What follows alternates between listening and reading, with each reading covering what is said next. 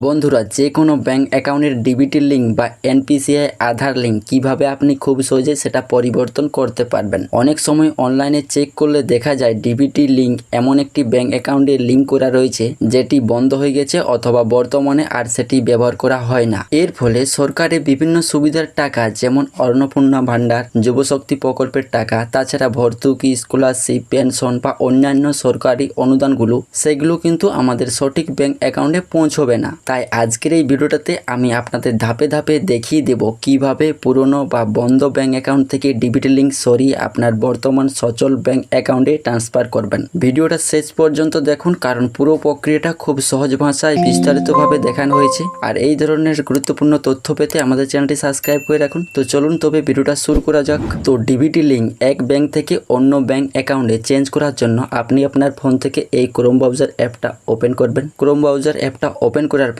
এইখানে উপরে সার্চ অপশনে ক্লিক করবেন। তারপর আপনি এইখানে লিখবেন এনপিসিআই, ঠিক আছে। তো আপনি লিখবেন এনপিসিআই, এটা লিখে আপনি সার্চ করে নেবেন। এটা লিখে সার্চ করার পর প্রথম যে ওয়েবসাইটটি পাবেন এনপিসিআই, এই ওয়েবসাইটের উপর একবার ক্লিক করবেন। তো একবার ভালো করে ওয়েবসাইটটা দেখে নিন, আপনারা ভুল করে অন্য কোনো জায়গায় প্রবেশ করবেন না, নাহলে কিন্তু আপনাদের সাথে বড় রকম স্ক্যাম হতে পারে। তাই আপনারা ভালো করে দেখে নিন এনপিসিআই, এইটাতে আপনারা ক্লিক করবেন এই ওয়েবসাইটের উপর। তারপর এইরকম একটি পেজ ওপেন হবে। তো এই পেজে বাঁ দিকে দেখুন থ্রি লাইন অপশনটি পাবেন। এই যে থ্রি লাইনটি রয়েছে এটাতে ক্লিক করবেন। এটাতে ক্লিক করার পর নিচে দেখুন একটি অপশন পাবেন কাস্টমার, এই কাস্টমার অপশনে একবার ক্লিক করবেন। তারপর এরকম একটি পেজ ওপেন হবে। তো এই পেজের নিচে দেখুন একটি অপশন রয়েছে ভারত আধার সিডিং ইনেবল বিএএসি, জাস্ট এই অপশনটাতে ক্লিক করবেন। তারপর কিছুক্ষণ অপেক্ষা করার পর এরকম একটি পেজ ওপেন হবে। তো এইখানে দেখুন উপরে একটি অপশন পাবেন আধার সিডিং অ্যান্ড ডিশেডিং, ঠিক আছে। তো আপনার কি করবেন, আধার সিডিং ডিশেডিং এই অপশনটাতে ক্লিক করবেন। তারপর এই পেজটি ওপেন হবে। তো এইখানে দেখুন তিনটি বক্স দেওয়া রয়েছে, এইখানে আপনি আপনার আধার নাম্বারটা বসিয়ে দিবেন, ঠিক আছে।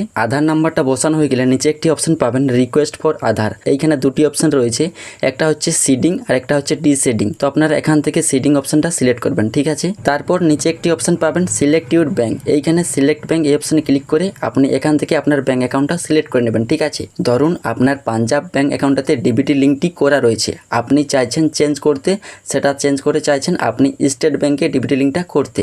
সেই ক্ষেত্রে আপনি আপনার ব্যাঙ্ক অ্যাকাউন্টটা এখান থেকে খুঁজে নেবেন, তারপর সিলেক্ট করে নেবেন, ঠিক আছে।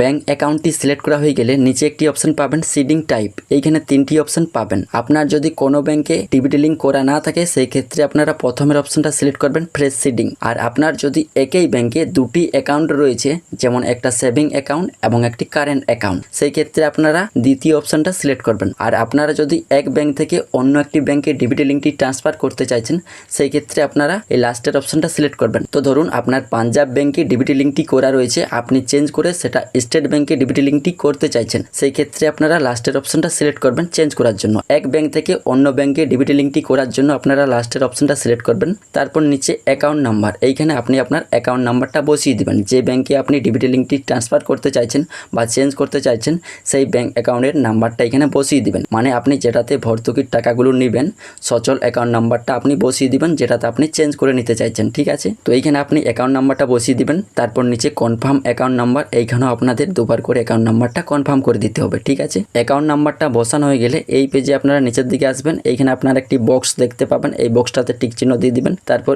স্ক্রল করে নিচের দিকে আসবেন, এইখানে একটি আপনার ক্যাপচার কোড দেখতে পাবেন, এই ক্যাপচার কোডটা এইখানে বসিয়ে দিবেন, ঠিক আছে। ক্যাপচার কোডটা বসানো হয়ে গেলে নিচে সাবমিট অপশনে ক্লিক করবেন। তারপর এই পেজে স্ক্রল ডাউন করে নিচের দিকে আসবেন, নিচের দিকে আসার পর এইখানে এগ্রি অ্যান্ড কন্টিনিউ অপশন পাবেন, এইখানে ক্লিক করবেন। তারপর আপনার মোবাইল নাম্বারটাতে একটা ওটিপি আসবে, সেই ওটিপিটা এইখানে বসিয়ে দিতে হবে। ওটিপিটা বসানো হয়ে গেলে নিচে কনফার্ম অপশনে ক্লিক করবেন। তারপর এখান থেকে কনফার্ম এই অপশনে ক্লিক করবেন। তো এইখানে আপনারা কিছুক্ষণ অপেক্ষা করে নেবেন, কিছুক্ষণ অপেক্ষা করলেই আপনার কিন্তু ডিবিটির লিঙ্কটা কিন্তু এক ব্যাঙ্ক থেকে অন্য ব্যাঙ্ক অ্যাকাউন্টটাতে চেঞ্জ হয়ে যাবে। তো এভাবে আপনারা খুব সহজেই ডিবিটির লিঙ্কটা চেঞ্জ করে নিতে পারবেন। আর হ্যাঁ, এই ওয়েবসাইটটাতে এখন কিন্তু প্রচুর পরিমাণে চাপ পড়ছে, যার কারণে আপনার ওয়েবসাইটটা নাও খুলতে পারে। সেই ক্ষেত্রে আপনি রাত 12টার পর চেষ্টা করবেন, ঠিক আছে। তাহলে কিন্তু খুব সহজে ডিবিটি লিঙ্কটা চেঞ্জ করে নিতে পারবেন। তো এই ভিডিওটা দেখে আপনি যদি ডিবিটি লিঙ্কটা চেঞ্জ করে নিতে পারেন সেই ক্ষেত্রে ভিডিওতে একটি লাইক করে দিও। আর এই চ্যানেলে নতুন হলে চ্যানেলটি সাবস্ক্রাইব করে নেবেন।